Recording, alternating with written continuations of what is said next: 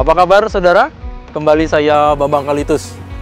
Gembira dapat menjumpai Anda dalam program Sapa Redaksi On Location. Saudara, suka tidak suka, memang ada banyak masukan dari masyarakat, masukan dari viral-viral di media sosial, dari para netizen yang mengomentari terkait dengan kepariwisataan Bali saat ini. Akhirnya bisa diambil garis, mereka menyatakan bahwa pariwisata Bali sedang tidak baik-baik saja. Jangan ke Bali, macet, sampah di mana-mana, kemudian tempat destinasi wisatanya jorok, dan banyak hal lagi, kriminalitas. Hal-hal ini tentunya menjadi faktor-faktor yang tentunya sangat berpengaruh pada sektor-sektor pariwisataan ke hal-hal yang kecil. Industri pariwisata tidak cuma secara besar tapi juga ke sektor-sektor yang lainnya yang tentunya akan merugikan kalau kita tidak peduli atau kurang aware, ataupun kita sudah aware tapi masih belum nyata. Nah, pada kesempatan kali ini Sapa Redaksi On Location akan menyapa Profesor Putu Anom selaku Guru Besar Kepariwisataan dari Universitas Udayana. Kita ingin melihat bagaimana pandangan beliau, bagaimana pengamatan beliau terkait dengan fenomena ini. Kemudian Bali akan seperti apa seharusnya ke depan. Ikut saya dalam Sapa Redaksi On Location, kita menjumpai beliau.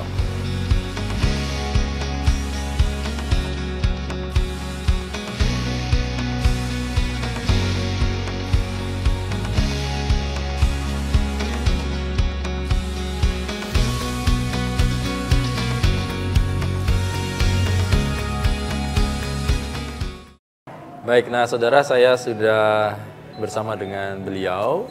Seperti yang saya sampaikan di awal tadi bahwa pada kesempatan kali ini Sapa Redaksi On Location kita berkunjung ke Pasca Sarjana Universitas Udayana. Kebetulan kita akan menjumpai dengan Prof. Putu Anom selaku Guru Besar Pariwisata Universitas Udayana. Om Swastiastu, Prof. Om Swastiastu. Sehat selalu ya, Prof. Anom. Ya. Astung Karo lah gitu. Astung Karo ini.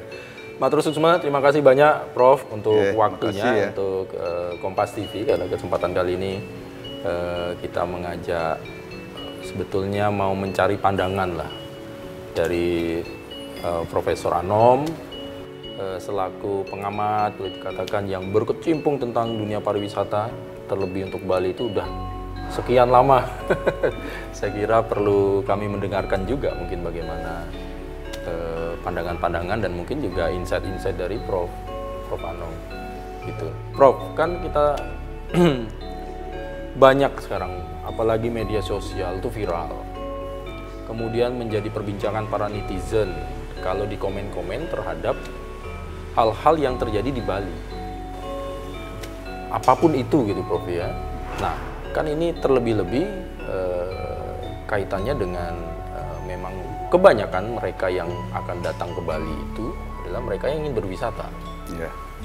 Akhirnya dampak kriminalitas, dampak dari macam-macam yang membuat akhirnya bersinggungan dengan pandangan masyarakat terkait dengan kepariwisataan Bali. Dianggap Bali itu sekarang pariwisatanya ada warning kalau kalian ke Bali. Tidak seperti dulu. Nah, ini kan banyak netizen yang menyatakan itu dan viral untuk beberapa kasus. Prof, sebetulnya bagaimana sih kalau pandangan Profesor ya melihat Prof Anom melihat mungkin 1 tahun terakhir ini atau mungkin 2 tahun terakhir ini bahwa begitu banyak kritikan masukan terkait dengan kepariwisataan kita. Belum kita ngomong ini ya Prof, ada yang namanya over tourism, kemudian kriminalitas meningkat yang bersinggungan dengan para turis ini, para wisatawan ini kan kita juga dengar gitu kan. Dan masih banyak lagi. Nanti kita akan mencoba memilah-pilah itu satu-satu. Nah, kalau secara umum dulu Prof, bagaimana sih sebetulnya kita ini Bali, pariwisata kita ini apakah memang sedang tidak baik-baik saja dalam tanda pengertian gitu? Gimana Prof Anom? Ya, terima kasih pemirsa Kompas TV yang saya hormati.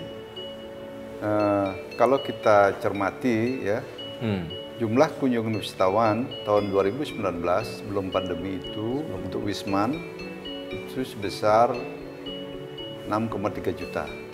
6. Terus setelah kita kena COVID kan tentu drop sekali Bali itu. Itu bisa pertumbuhan ekonomi Bali itu waktu itu bisa minus 9,3%. Dan pertumbuhan ekonomi secara nasional hanya minus 3%.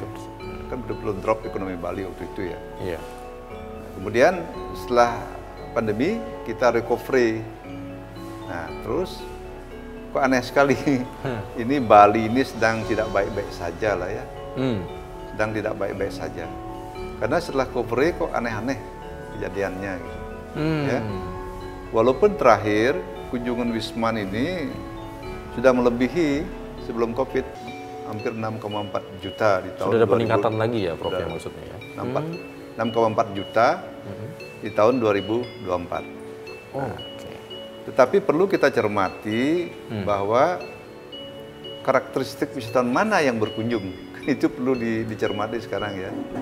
Nah, kalau kita cermati memang room occupancy di Bali tidak merata.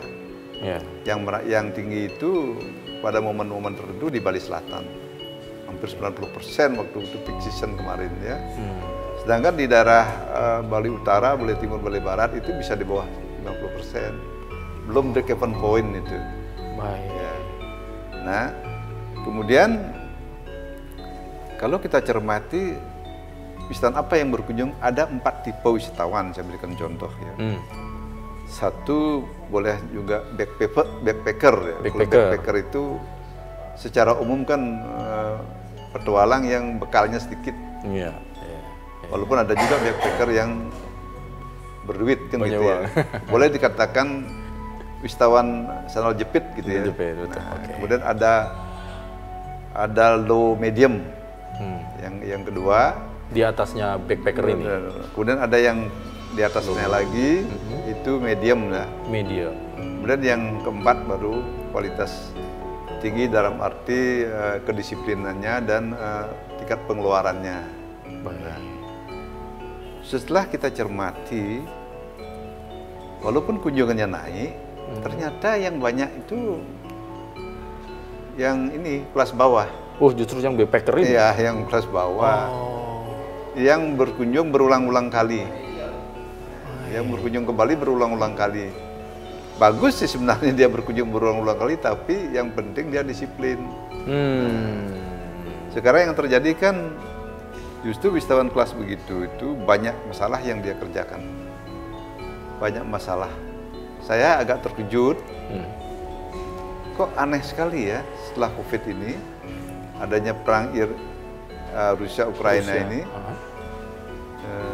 ada banyak wisatawan yang berkunjung ke Bali karena ini kita kan menerapkan visa on arrival. Oke. Jadi mereka dibukanya VOA itu. VOA itu mereka bisa berkunjung, hanya mengurus visa di Bali. Di Bali. Ya bayar kan? Iya. Nah itu pun juga sehingga kita tidak bisa menseleksi wisatawan yang berkunjung. Ini pengaruhnya besar, Prof? Besar pengaruhnya. Beda halnya kalau tidak VOA, kan ada persyaratan orang boleh berkunjung. Nah, ini kan dia berangkat, akhirnya di sini baru mendapatkan visa on arrival. Namanya visa on arrival kan setelah tiba di sini. Iya. Ini tidak bisa kita seleksi itu. Jadi kita tidak tahu latar belakang mereka Tidak gitu tahu tadi. kita, nah. Keperluannya tuh datang ke sini betul-betul untuk wisata atau background karakternya yang tidak pas akhirnya Ya, bersinggungan dengan budaya kita gitu. Mempengaruhi. Kalau wisatawan Wisman ya, dari pengamatan saya, yang ikut berbisnisnya bukan 2-3 tahun terakhir ini. Saya amati sudah 10 tahunan itu, terutama yang berbisnis loh. Yang berbisnis, oke. Tapi itu sembunyi-sembunyi, ada juga yang terang-terangan. Tapi kok aneh, tidak ditangkap gitu loh ya. Tidak ada penegakan hukumnya. Tidak ada penegakan hukumnya. Puluhan tahun itu saya amati di beberapa itu ya. Ada yang mau bikin properti dan lain sebagainya, ada yang jadi kontraktor gitu kan ya begitu ya. Bisnis yang lain banyak itu. Nah yang paling marak itu setelah COVID. Setelah COVID itu kan dari berbagai lini bisnis diambil. Termasuk lini UMKM. Misalnya kan sudah tahu banyak orang ini ya, misalnya nyewakan sepeda motor gitu ya, nyewakan alat surfing gitu ya, dan juga banyak aktivitas yang lain. Ada yang jadi guide kemarin kan? Betul. Bahkan ada yang jemput juga di bandara. Ya, jemput ini. Ini mereka ini, Prof. Mereka yang memang sudah lama atau memang mereka hadir karena ada kelonggaran dari VOE diberlakukan itu? Ya. Kalau ininya bagaimana? Sebenarnya kan sudah punya aturan kita. Ya. Nah, mereka kan kalau dia statusnya walaupun visa on arrival, statusnya sebagai wisatawan kan tidak boleh berbisnis, ya. Lain bisa kerja kan lain halnya ya. Nah, kemudian yang ada itu mereka mengambil bukan hanya sekedar mereka mengambil bisnis, perilakunya tidak sesuai dengan etika wisatawan maupun tidak sesuai dengan etika orang bermasyarakat, berbangsa dan bernegara kita di Indonesia khususnya ya, di Bali ya. Masa naik motor pakai bikini gitu ya, tanpa helm gitu ya. Yang paling miris itu ya, makin lama makin brutal, tapi berkelahi dengan masyarakat lokal. Ini kan kita kayak orang dijajah jadinya loh. Ya. Sebetulnya kita menyadari itu, Prof. Nah, kita harus sadar semua ini. Ya. Nah, saya sering menyampaikan bahwa siapa sih yang sebenarnya mendapatkan manfaat banyak dari wisatawan, dari bisnis pariwisata? Dari bisnis pariwisata. Bisnis pariwisata itu kan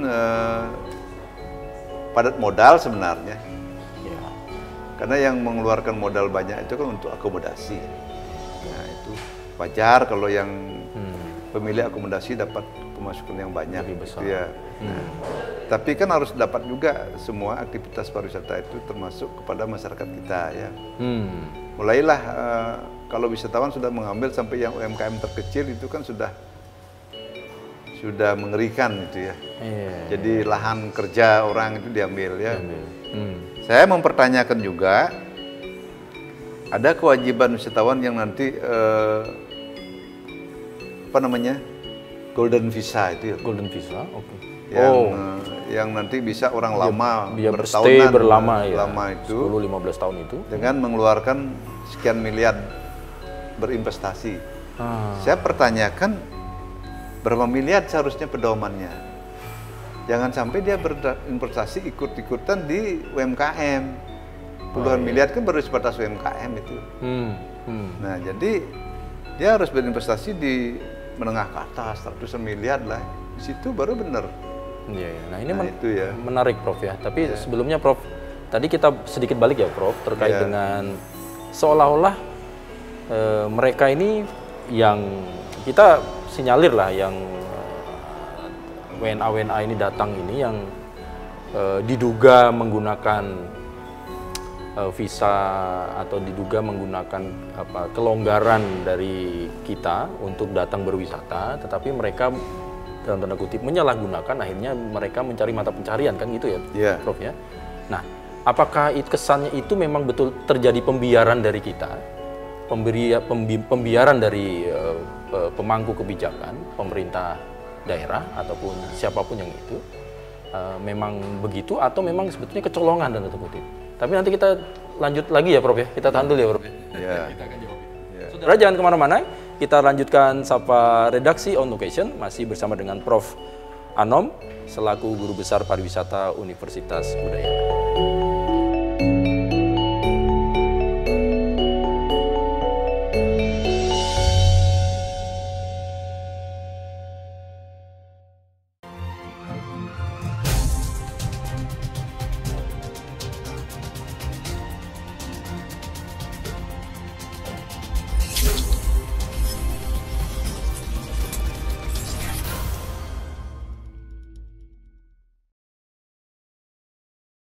Nah, ini menarik ya, Prof ya. Kita lanjut, Prof. Nah, tadi emang terjadi pembiaran atau seperti apa sih, Prof, kalau pandangan Prof? Akhirnya kok ini akan-akan bergulir, terjadi terus, viral, jadi viral, dan kita tahu bahwa kalau sudah viral kan tidak cuma levelnya regional kan, Prof, bahkan Prof sampai ke dunia gitu. Bagaimana sih, Prof, melihat hal itu?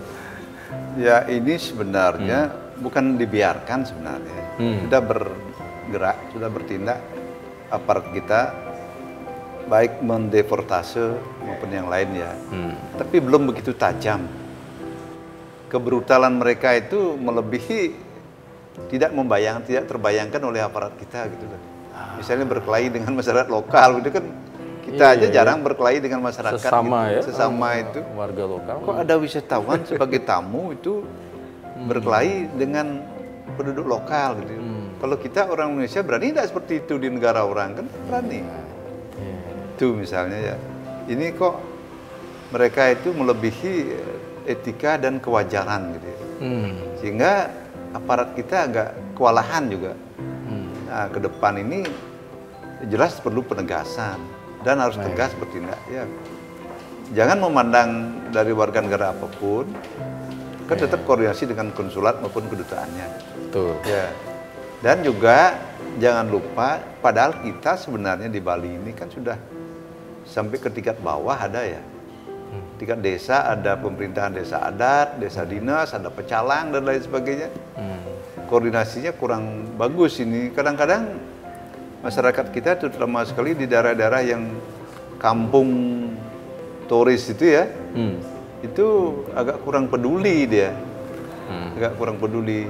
Sebenarnya wajib masyarakat lokal yang merasa terusik itu wajib melaporkan itu, ya, jangan tidak peduli gitu.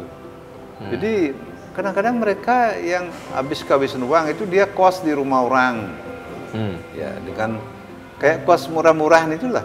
Bukan diakomodasi lagi. Ya sampai bawa galon ke supermarket, beli galon, beli sendiri gitu.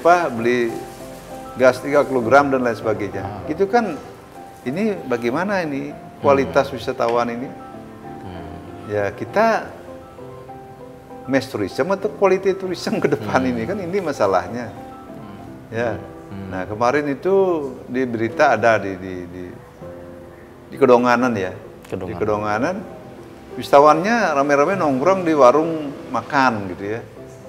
Hanya beli teh saja, ngobrol berlama-lama diusir oleh pedagang akhirnya. Kan itu mengganggu. Iya. Semuanya dia istilahnya apa lah? Karena perkiraan saya udah kehabisan uang itu. Kehabisan uang sehingga kita akan menghadapi orang-orang seperti itu. Itu yang kalau kita melihat ya masuk di backpacker tadi ya, Prof ya? Ya, itu dia. Yang low medium tadi itu ya? Ya. Oh. Wah, jadi apa ya? Sangat berdampak lah ya akhirnya kan merugikan dalam pengertian. Ya. Citra pariwisata, bahkan pariwisata itu kan ada sabta pesona itu gimana sih Prof akhirnya? Tentu sangat merugikan. Citra negatif, image negatif destinasi wisata Bali. Dan juga kalau kita lihat dari pendapatan pemerintah itu kan PAD kita ya. Kalau wisatawan yang nginep di rumah-rumah kos itu kan tidak membayar ini dia. Tidak kena pajak dia ininya. Retribusi pun tidak. Ya? Tidak, kan itu dia. Jadi di rumah kos itu kan lain halnya dia menginap di akomodasi yang terdaftar. Yang berizin, baru bisa pemerintah daerah kita mengungut PHR yang disetorkan oleh wisatawan. Berarti mereka kan tidak menyetor PHR wisatawan itu berarti. Iya. Itu jadi memang faktor keamanan, faktor dalam hal ini mungkin kriminalitas, bentuknya apapun lah, perkelahian, kemudian mungkin bahkan ada yang pencurian juga, ada yang makan tidak bayar juga. Ini kan satu sisi ini fakta ada yang ini yang memang harus kita bereskan ya Prof ya, supaya mereka yang datang tadi ya bagaimana seleksi dari awal supaya memang mereka memang betul-betul menjadi turis dan akhirnya mereka ya harusnya mereka memberikan manfaat kepada Bali kan gitu ya Prof ya. Satu. Nah kedua, kalau ini juga ada pandangan Prof. Sekarang ini sampah di mana-mana nih Prof. Tidak cuman dari turis mancanegara, tetapi juga wisatawan domestik ini, wisatawan Nusantara ini yang datang juga menyatakan, waduh, Bali kok kotor ya, gitu. Bali kok di mana-mana banyak sampah. Gitu. Gimana Prof kalau melihat kayak gini, Pak? apa komentarnya atau pandangannya gimana? Ya, sampah ini momok yang menjijikkan sebenarnya di Bali Selatan terutama ya. Karena kan TPA kita ada di Suwung ini ya, dekat jalan umum ya. Jalan besar. Apalagi musim hujan kemarin itu berderet jalan utama truk sampahnya. Tapi menunggu 2-3 hari itu menurunkan sampah dan bau yang tidak sedap itu juga. Apalagi ada ini ya, kiriman sampah di Pantai Kuto itu yang rutin itu. Musiman itu ya, Rob. Walaupun diolah, ke depan itu harus dicari sumber sampahnya dari mana gitu.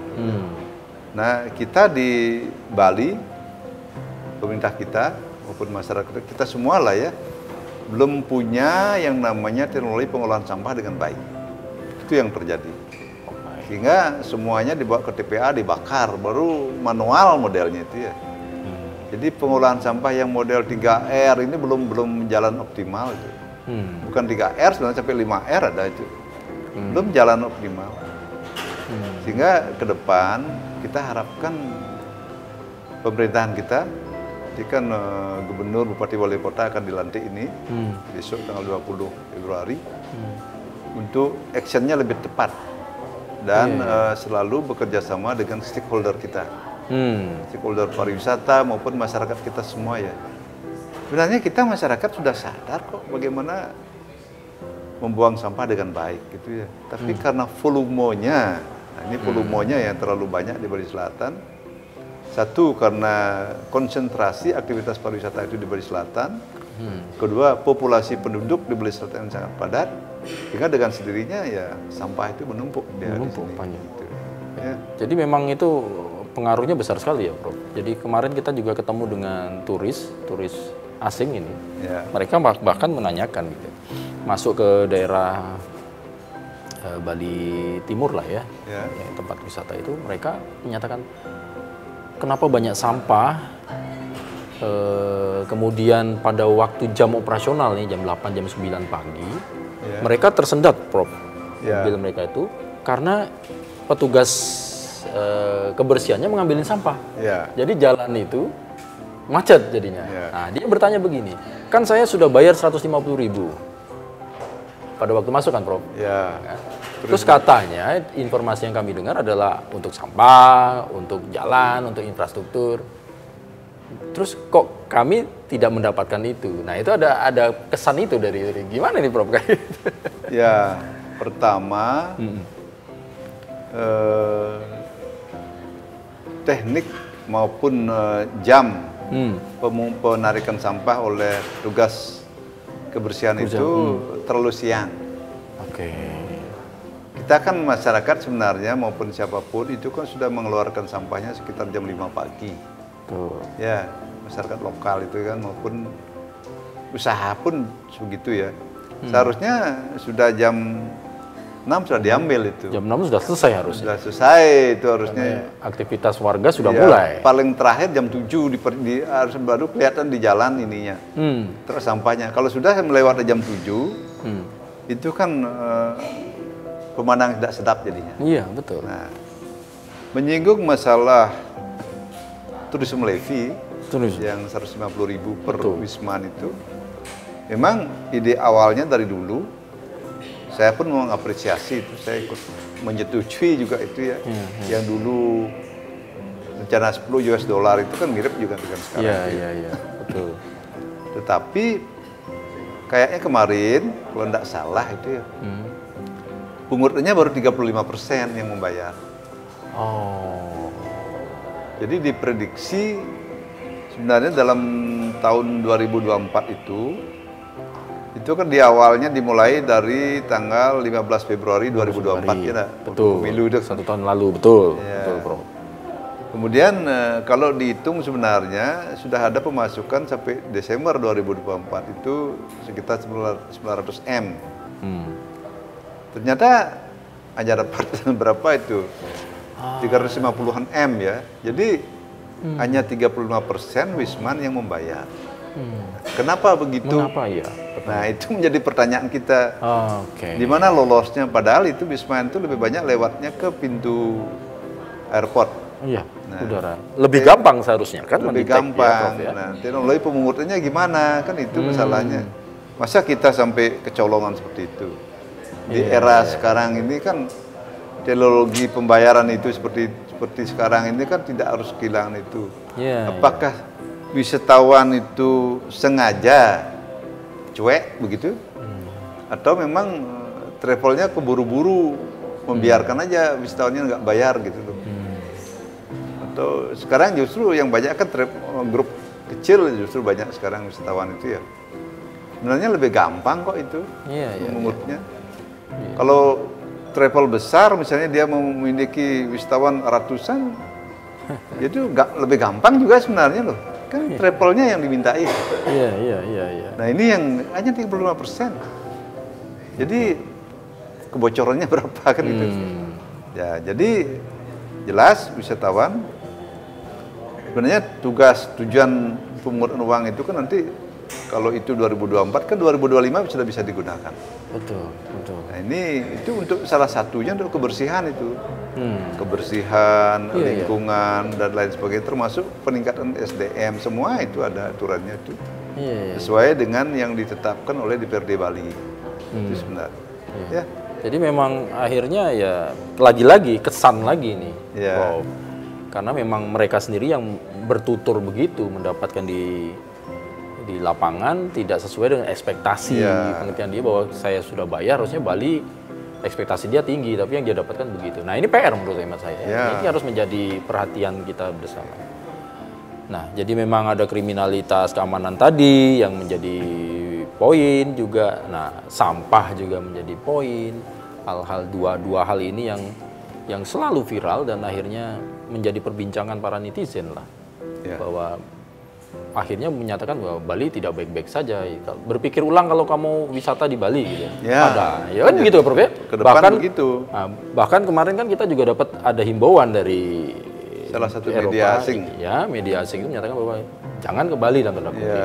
Termasuk yang terburuk dari 15. Ya, ini kan bahaya menurut hemat kita, ya kan. Bahwa sebetulnya akhirnya pekerjaan rumahnya jadi banyak nih, Prof. Jadi banyak ya, Prof. Baik, nah kalau nanti kita akan lihatlah kemudian bagaimana kita mau memulai lagi. Apakah itu juga, misalnya ada pertanyaan juga nih, Prof, pandangan dari masyarakat, pemerintah daerah dalam hal ini mungkin karena kita ada kekosongan dan tanda kutip ya Pak Pun, secara administratif, karena ada pilkada, ada kemarin yang menyebabkan mungkin pejabat-pejabat ini memang hanya secara administratif saja tidak bisa memberikan sebuah kebijakan. Itu mempengaruhi juga akhirnya tidak ada penanganan yang cepat, tidak ada penanganan yang seharusnya bisa dilakukan supaya mengantisipasi tadi kriminalitas, sampah lah paling tidak ya Prof ya. Ya cuma nanti kita mau lihat pandangan Prof Anom lah terkait dengan itu, tapi kita jeda dulu ya Prof ya. Ya, saudara jangan kemana-mana, kita lanjutkan lagi nanti. Terkait dengan hal itu, apakah memang ada pengaruhnya dalam tanda kutip secara administratif pemangku kebijakan kita yang tidak bisa melakukan terobosan-terobosan yang cepat untuk mengatasi hal-hal ini untuk menjaga image pariwisata di Bali. Jangan kemana-mana, kita lanjutkan Sapa Redaksi on Location setelah yang satu ini.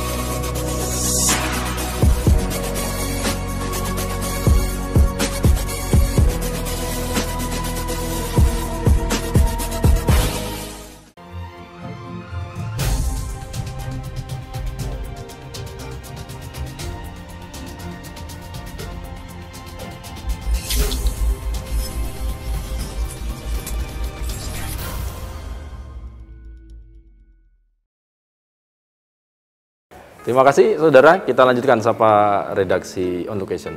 Prof Anom, ini kan menarik juga, jadi ada pandangan dari masyarakat, lagi-lagi nih pandangan masyarakat, saya mencoba untuk mengungkap, nanti akan melihat bagaimana pandangan dari Prof Anom terkait.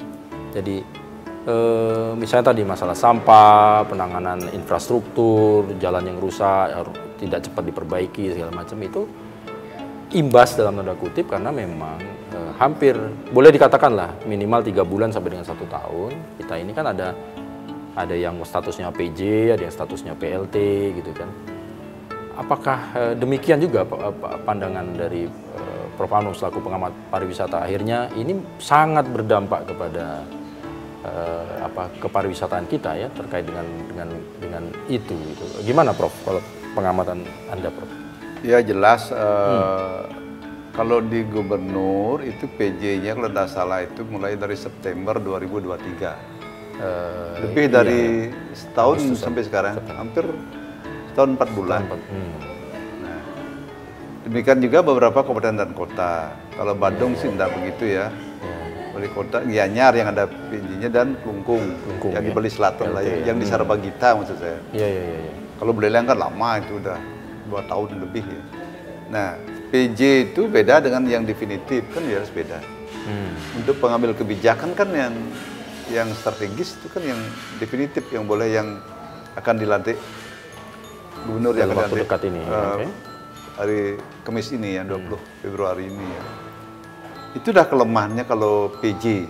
Karena kan memang ya penyesuaian pejabat itu, jadi masa tugasnya itu kan pemerintah pusat mengeluarkan atau mengangkat PJ, PJ gubernur, PJ bupati itu, sehingga beliau-beliau itu tidak optimal lah bisa mengambil kebijakan yang strategis, ya, karena memang tidak ada kewenangan, tidak diberi kewenangan. Ya ada kewenangan tertentu saja, lebih banyak sebatas administratif sifatnya, ya. Sehingga tidak begitu banyak lah intensif koordinasinya dengan DPRD. Jadi tidak begitu banyak ya, lebih banyak melanjutkan APBD yang ada. Jadi lebih banyak bersifat administratif ya, tidak bisa mengeluarkan kebijakan yang strategis. Itu dia. Kayaknya nggak bisa bikin pergub kayaknya juga. Nggak boleh. Nggak boleh itu. Ya, sehingga tapi kalau menegakkan pergubnya kan bisa. Bisa, kalau menegakkan pergubnya bisa. Tapi agak lemah lah kemarin ini ya. Sehingga setelah PJ ini makin menjadi-jadi kriminalitas di Bali. Kriminalitas, kenakalan wisatawan maupun mengambil alih pekerjaan orang itu makin menjadi-jadi. Ya. Nah ini masalah-masalah yang ke depan kita harapkan pemerintah kita, pemerintah daerah kita menyelesaikan itu. Dan saya selalu menekankan pada ya kalau tidak bisa ditangani ya harus dievaluasi kembali visa on arrival-nya itu untuk menjaring wisatawan yang berkualitas lah ya. Kita kan tidak bisa begini terus-terusan ya. Jadi kalau saya amati sesuai dengan teori tourism life cycle dari Butler gitu ya. Posisi kita sekarang dari segi quality tourism itu ada di decline. Turun deh. Turun decline. Jadi ada penurunan kualitas wisatawan. Kualitas aktivitas pariwisata. Baik kualitas wisatawan yang berkunjung, destinasi kita kualitasnya turun, ada banjir, ada sampah, ada kemacetan yang luar biasa di Bali Selatan. Itulah disebut dengan turunnya quality. Bagaimana bisa berkelanjutan kalau kualitinya turun? Nah, juga ada teori Dorsey. Bagaimana respon masyarakat lokal terhadap aktivitas pariwisata? Kayaknya ada di poin ketiga dia sekarang. Di annoyance. Di annoyance. Annoyance itu istilahnya kecewa. Kecewa dengan aktivitas pariwisata karena dia, kok kita jadi daerah destinasi wisata ini kita merasa terusik, terganggu, lapangan kerja tidak dapat, kerjaan kita diambil kan kecewa. Nah, kalau terus-terusan tidak ditangani bisa menjadi antagonisme. Malas dia, tidak menolak dia nanti. Prof, ada literasi Prof, mungkin di daerah lain atau negara lain yang mirip-mirip begini Prof. Akhirnya mereka collab dalam tanda kutip, atau justru karena dia menyadari itu akhirnya dia memperbaiki tempat wisatanya, akhirnya dia bisa bangkit lagi. Adakah Prof ada literasi terkait itu? Kalau di Singapura kan memang disiplin dia. Disiplin dia. Kalau di negara-negara barat itu kan memang cepat ditangani. Tapi misalnya kan saingan kita ini Thailand gitu ya. Kalau di Thailand gimana kok? Thailand itu cepat mereka menangani. Oke. Cepat mereka menangani. Kita ini kan daerah kepulauan Indonesia ini. Dan yang menjadi sorotan ini kan Bali. Karena lebih banyak bertumbuh wisatawannya mengunjungi Bali.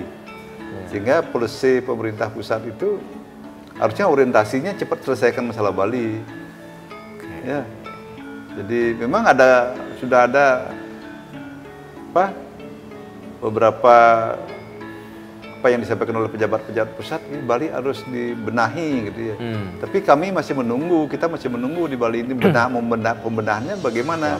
Kan harus lewat kebijakan pemerintah pusat dan kebijakan Bali.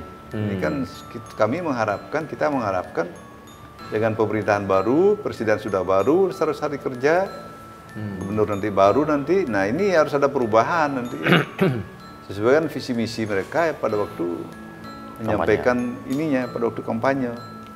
Kami sebagai masyarakat di Bali dan saya akademisi mengharapkan pariwisata Bali tetap berjalan dengan baik, masyarakat kami mendapat manfaat, ya ada lapangan kerja, jadi disiplin wisatawannya harus ditangani dengan baik, ya kriminalitasnya harus ditangani dengan baik sehingga tidak decline dan tidak annoying masyarakatnya. Gitu. Ya.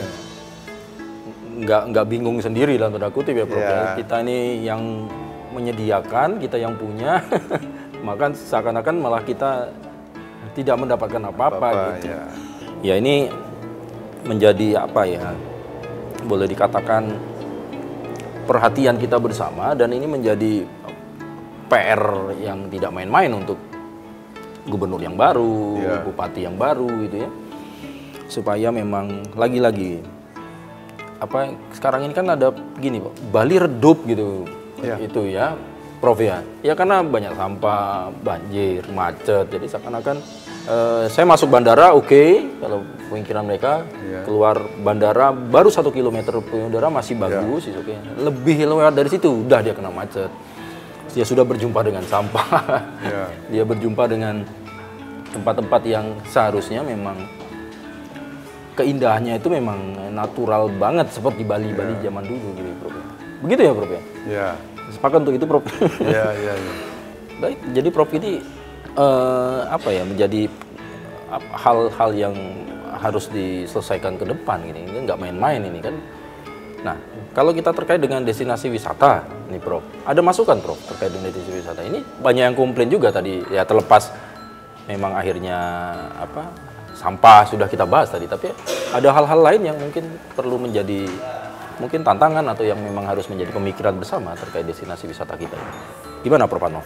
Ya kalau destinasi wisata terutama sekali zaman digital sekarang ya, zaman digital mempromosikan destinasi itu kan mudah sekarang ya. Betul. Apapun lewat elektronik, sosial, digital bisa, media sosial bisa ya. Tapi cepat ketahuan juga kelemahannya. Nah, gimana Bro? Kelemahannya karena sekarang aja ada kejadian bisa disebar di media sosial ya di seluruh dunia ada kelihatan dia. Ya enggak? Ini jadi tidak seperti zaman dulu sekarang. Jadi image itu harus tetap dijaga terus-menerus. Ada kejadian berkelahi aja wisatawan itu sudah sampai ke sana kelihatan itu. Betul. Nah, sekarang ada fenomena seperti ini ya. Ada keluhan sedikit dari teman-teman kita dari Asosiasi Biro Perjalanan yang resmi. Yang resmi mereka berizin ya operasional termasuk yang Pawibab, Persatuan Angkut Wisata Bali begitu ya. Mereka berizin gitu ya. Mereka sering harus berhadapan dengan yang ilegal gitu ya, begitu ya. Karena zaman sekarang ini kan orang asing saja bisa itu. Misalnya orang dari Eropa atau orang dari mana, kan dia yang kenal temannya dengan grup temannya itu. Dia bisa menghandle temannya di sini ini yang terjadi. Dan sudah terjadi itu. Dan sudah terjadi. Jadi dia katakan saja dia sewa rumah gitu ya. Sewa rumah, kemudian dia dari sana dia online. Kalau Anda berkunjung ke Bali, saya tawarkan ini, saya jemput di airport. Menjadi biro jasa dia. Ya, biro jasa dia. Nah, ini bagaimana ini kan ini. Jadi kan menyaingi biro perjalanan yang resmi. Sudah resmi tadi. Yang lebih parah lagi, mereka bisa mengatur di mana saya sewa transport. Kan tidak terikat dia dengan angkut wisata Bali. Iya. Saya tidak harus sewa ini kan gitu. Apalagi grup kecil kan dia sewa Grab macam-macam lah kan bisa begitu dia. Nah ini termasuk yang lebih lemah lagi kan, yang lebih lucu lagi kan sebagai guide dia, jemput di airport sebagai tour leader, mengantar wisatawan dan lain sebagainya. Pertanyaannya apa yang mereka jelaskan tentang potensi daya tarik wisata Bali kan itu. Nah, destinasi kita kan punya keunikan, masing-masing daerah Indonesia kan punya keunikan. Makanya dari dulu saya menyampaikan bahwa yang layak untuk menjadi pemandu wisata ataupun guide ini kalau ya. guide, kalau tour leader kan mengkoordinir. Mengkoordinir. Kalau pemandu wisata kan dia betul-betul sebagai duta itu ya. Betul. Duta wisata yang menjelaskan apa yang ada di destinasi itu. Makanya wajarlah sebenarnya orang lokal lah menjadi pemandu wisata. Itu peluang kerja bagi orang lokal sebenarnya pemandu wisata itu. Tinggal dia dikasih pelajaran bahasa Inggris, ya kursus bahasa-bahasa asing lainnya ya. Kami aja di Udayana ada ini ya, student center untuk Chinese. Bisa kok kursus bahasa Inggris, bahasa Cina. Bahasa Cina. Punya kami. Iya. Di sini gedungnya. Iya. Nah, jadi mereka kalau mau bisa kok itu masyarakat itu kalau bahasa Cina, Tionghoa ya. Hanya mau enggak sekarang dan punya enggak peluang untuk mengambil kerjaan itu. Kan masalahnya sekarang kan yang ilegal yang banyak. Ini bagaimana menertibkan ini? Ini PR besar bagi pemerintah daerah kita, dinas pariwisata kita di Bali harus bekerja sama dengan asosiasi. Nah, ada ini juga izin usaha kan gitu, WSS itu kan. Jadi sudah ada berkoordinasi dengan asosiasi. Saya beri contoh begini ya. Dari dulu saya sampaikan teman-teman kami di Ribbon Hotel dan Restoran Indonesia. Sejauh mana mereka diajak berdiskusi oleh pemerintah daerah yang mengeluarkan izin, perlunya penambahan jumlah kamar atau tidak. Ini yang terjadi. Kayaknya belum intensif koordinasi antara pemerintah daerah kita yang mengeluarkan izin dengan PARI. Nah, itu PR yang harus diselesaikan. Jadi PRI hanya menerima aja. Tahu kok ada pembangunan hotel baru. Seharusnya yang namanya asosiasi itu kan ada fungsinya. Yang namanya asosiasi Ribbon Hotel dan Restoran Indonesia, nanti kalau ada izin-izin baru dia diajak diskusi. Perlu enggak udah lebih enggak kamarnya? Kan itu kaitannya dengan perang tarif nanti. Perang tarif kamar hotel. Ini yang sampai hari ini itu belum tidak ada itu. Belum ada. Tidak ada. Dulu saya sudah sampaikan itu tidak ada. Tidak ada. Hampir tidak ada. Saya tanya teman-teman di asosiasi, ditanya enggak? Saya kan dulu ikut di GIPI ya, Gabungan Industri Pariwisata Indonesia, dan saya juga ikut di Badan Promosi Pariwisata Daerah Badung dulu ya. Ditanya enggak kita PRI ada izin keluar baru untuk minimal memberi masukan lah ya, dari PRI ya, kalaupun tidak rekomendasi kan, minimal ini loh kamarnya sudah sekian, kebutuhannya di mana, gitu loh. Misalnya tahun 2015 udah lama itu ya. Dari 130.000 kamar itu di Bali, itu penelitian kami, tim kami itu 95% di Kabupaten Badung. Di Kabupaten Badung, 95%. Dari 130 tahun yang lalu ya. 95%. Ya. Jadi 95.000 dibanding dengan 130.000 Bali, 95.000-nya ada di kamarnya di Badung. Berarti Badungnya wajar, Badungnya dapat PHR yang tinggi. Itu wajar itu. Masalahnya itu yang resmi. Yang berizin. Saya kan hanya bisa mendapatkan data yang berizin. Nah, yang tidak berizin itu ribuan kamar. Sehingga banyak kita economic loss, pemerintah daerah kita, PAD kita banyak economic loss. Jadi banyak yang kalau dia tidak berizin, akomodasi tidak berizin kan jelas tidak membayar deh. Nah, ini yang terjadi. Ini yang harus cepat harus diselesaikan tahap demi tahap. Kalau memang dikasih pemutihan ya kasih pemutihan. Jadi kan kelemahan kita di Indonesia itu di Bali terutama membangun aja dulu, urus izinnya belakangan, nanti kan diputihkan, kan itu masalahnya. Lemah Indonesia tidak seperti negara-negara maju. Karena sudah ada presiden-presiden sebelumnya kan, Iya. Prof, ya gitu. Baik, Wah. Ya akhirnya ya ini sebuah dilema ya, kita menertawakan diri kita sendiri akhirnya kan gitu. Tapi Prof, kita masih ada satu segmen, kemudian kira-kira ke depan mau dibawa kemana nih pariwisata kita ini supaya Bali menjadi baik-baik lagi gitu. Sudah bukan tidak baik-baik saja. Tahan dulu ya Prof ya. Kita lanjutkan nanti. Saudara jangan kemana-mana, kita lanjutkan Sapa Redaksi On Location setelah yang satu ini.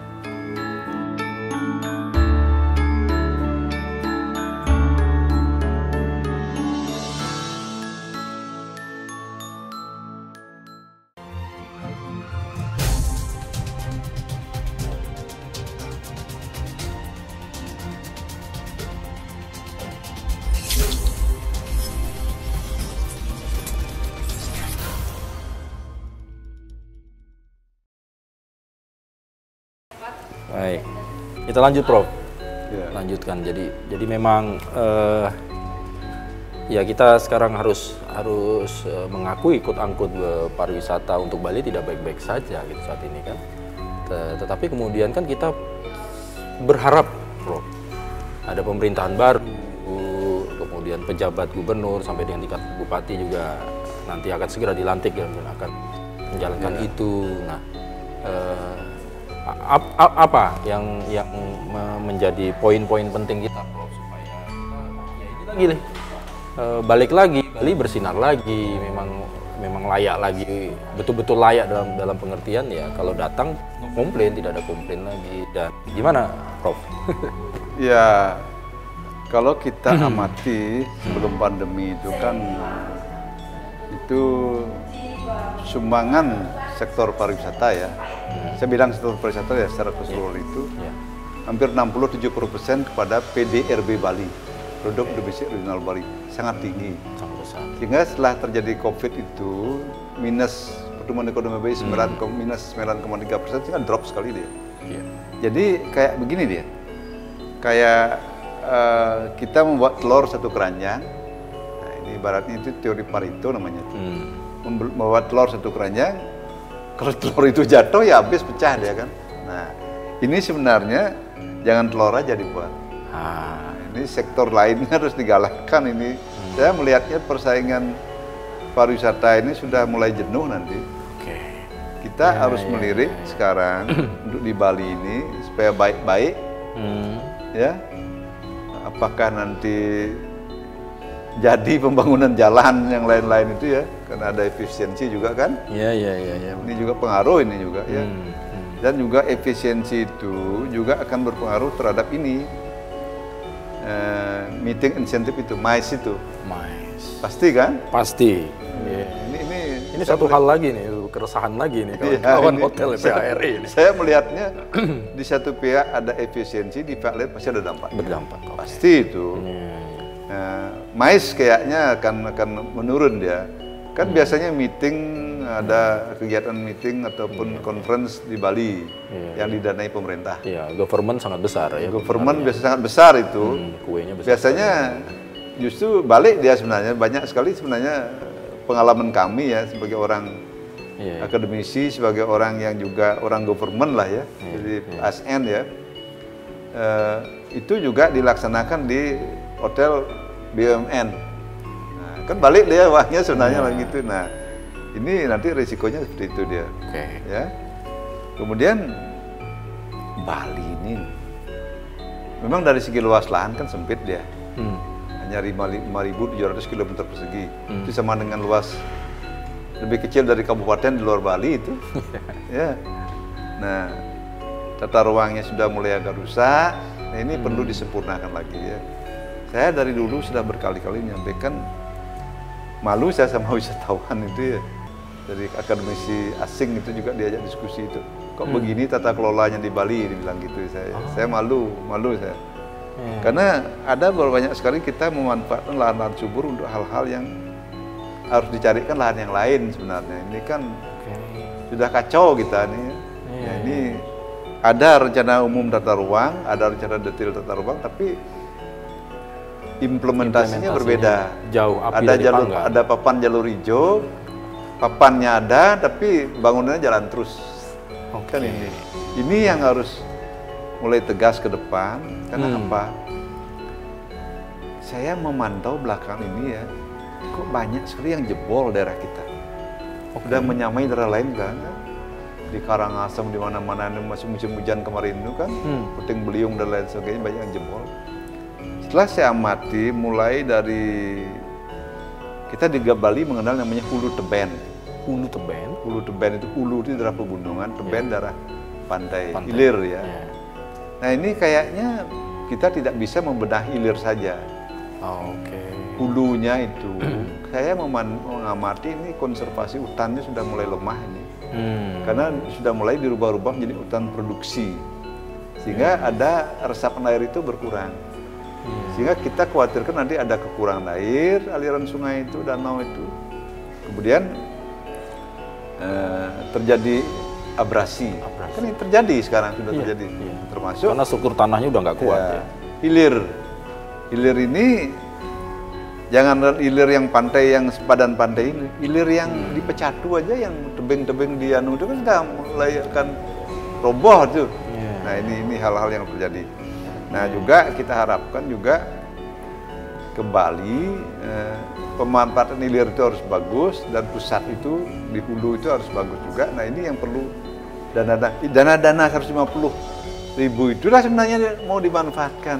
Tinggal saya melihatnya lucu. Kok aneh dari 100% hanya dapat PUT 35%, kan di ke depan ini tidak boleh seperti itu. Padahal kalau hitung-hitungannya harusnya itu ada kemampuan untuk menutup itu ya, Prof? Ada, dari dengan jumlah 150 dengan jumlah wisatawan masuk kan pasti ada kalkulasinya itu kan? Ya, dari itu kan masuk ke Provinsi Bali itu. Kan bayangkan sebenarnya di target 900 M hanya dapat 350 M. Kan berarti jauh kita sekali ya. Jauh sekali. Itu bagaimana penghijauan, bagaimana memperbaiki lahan, bagaimana memperbaiki jalan lah, jalan provinsi terutama, maupun bisa dengan jalan kabupaten juga menurut objek-objek wisata. Kalau saya lihat daya tarik wisata tidak banyak berubah sekarang, tidak banyak berkembang, karena sudah rancu ini, sudah rancu. Lebih banyak sekarang yang ini artificial lebih banyak.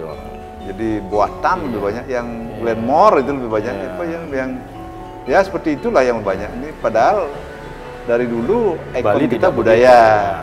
Sekarang ini itu yang kelemahannya.